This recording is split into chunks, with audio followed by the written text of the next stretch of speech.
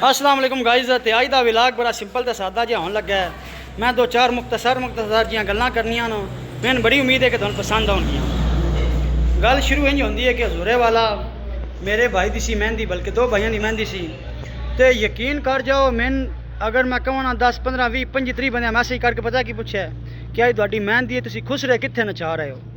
मैं क्या क्यों भाई, क्यों खुश रहना चाहुंदे न, मतलब की वजह है, खुश रखे इस गल्लों ना चाहुंदे ना। यानी तुहाडे बंदे बच्चे बाहर होंदे न ते जे बाहर होंदा है मेहंदी करता है तो खुश रहना चाहुंदा है।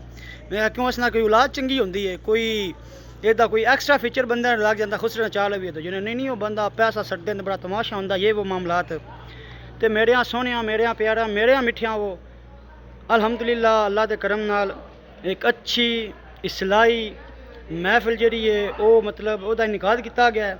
माशाअल्लाह साडा मौजू बड़ा बेहतरीन सी। वो ये सी कि इस्लाम का आइली निज़ाम, मतलब 7 लफ्ज़ में मैं गल समझावां तो या खानदानी निज़ाम है कि खानदान किस तरह शुरू होया या खानदान दियाँ कितनियाँ किस्मां, खानदान की अहमियत की है। ये वीडियो मतलब तकरीर सारा मौजू सी। तो माशाअल्लाह आवाम ने बड़ा पसंद किया। पैगाम है खुश रहना चाहो महफिल करा लो, नॉर्मल जी मेहंदी घर कर लो, बाकी बाहर कर दो तो बड़ा बेहतरीन जहा निज़ाम कर लो।